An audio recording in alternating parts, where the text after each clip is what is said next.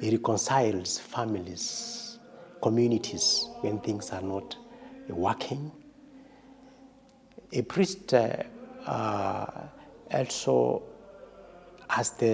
basically has to teach us catechesis. He has to do catechesis in the parish. He has to do catechesis in the parish.